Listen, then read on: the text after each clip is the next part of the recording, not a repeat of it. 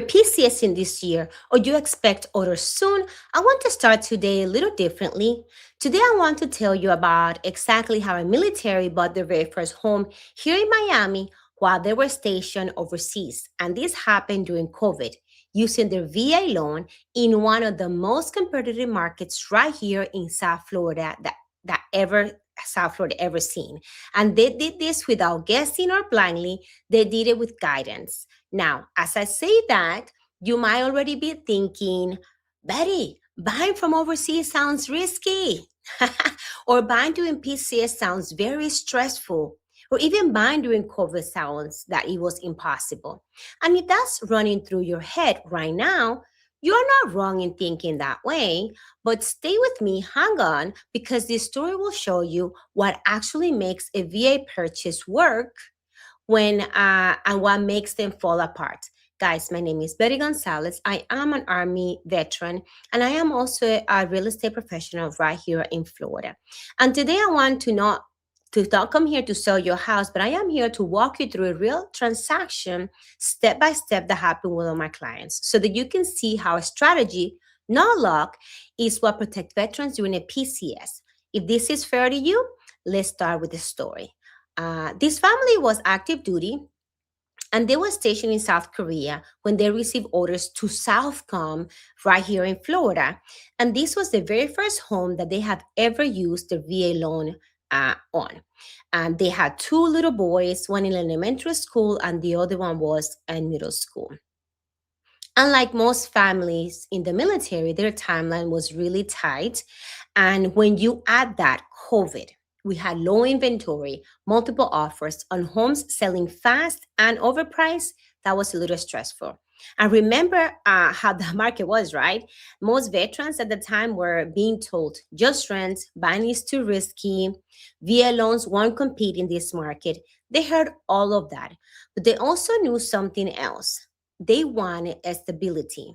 And because they didn't want to land in Florida and worried about a landlord raising rents on them or selling the house from under them or forcing another move on their kids. And if you've ever worried about that as a parent, you know how heavy that decision feels. Now, here's where things got a little interesting. They actually found a home that they loved with 3 bedrooms and 2 bathrooms here in the Miami-Dade County, but there was a little problem. The seller did not want to accept VA loans. In fact, the listing agent didn't even list VA as an accepted loan type in the MLS. She had been in real estate for over 20 years, and during those 20 years, she had only conducted one VA transaction that didn't go so well. So in her mind, VA equal risk, and I'm pretty sure some of you have heard this bias before. But on top of that, the house was overpriced. But we knew this going on, and here's when the strategy matters, guys. We understood that the VA appraisal would protect my clients from overpaying, so we wrote the offer intentionally because we knew it was overpriced. We still offered full price, knowing that the appraisal will come lower. And we included a killer agreement up front that said that my clients were willing to pay it up to 5,000 above appraisal value, not a little bit more. And we didn't do this emotionally or rushed. Everything was agreed before we went under contract. And I'm pretty sure this sounds a little different for most people buying houses, right? And this is when it comes in. When we submitted the offer, the seller rejected it. They took another offer instead of our offers, but we did not panic. We didn't chase because we knew that the home was overpriced. And sure enough, that deal fell apart. That's why strategy matters. So when the seller called us back, they accepted our offer. I mean, reluctantly, they were not happy about it. But remember, my clients were 13 hours ahead in South Korea, and every showing, every inspection, every walkthrough was done virtually. And during one of those video walkthroughs, something important happened. I actually had the opportunity to speak directly with the seller and the seller's agent, and calmly and professionally, I explained how the VA loan actually works. I explained to them how it was backed by the government, how it protects both the buyer and the seller, and how it ensures that the home is priced correctly. And I could feel the tension drop from them. So if you ever seen a fear disappear once someone actually understand that process, that's what happened to them. But on the other hand, the appraisal came in exactly where we expected it to, and the seller tried to renegotiate again, asking for another $5,000. And this is where integrity matters. I told my clients that I would step in if needed because I just didn't want their PCS timeline disrupted, and they made a decision themselves. They say, no, that's not fair, Betty. And they agreed to pay the 10,000 over appraised value. And this was worth it to them because here's a perspective that most people will miss right now. That 10,000 was still less than 3 months of rent in South Florida at that time.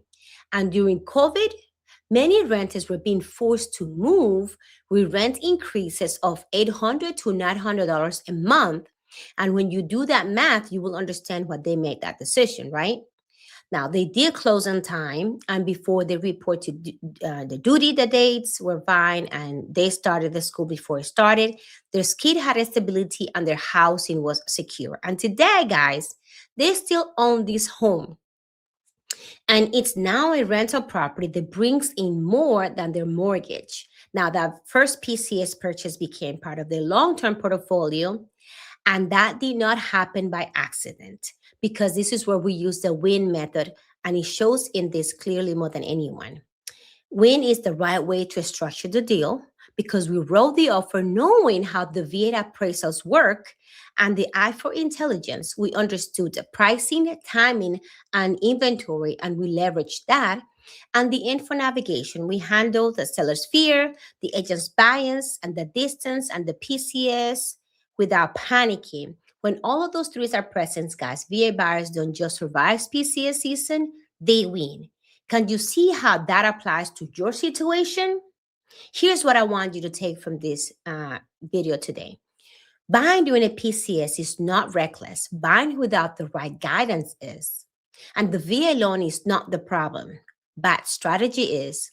So if this story helped you see PCS season a little differently, the next video that I recommend you watch is one of the ones on the screen right now.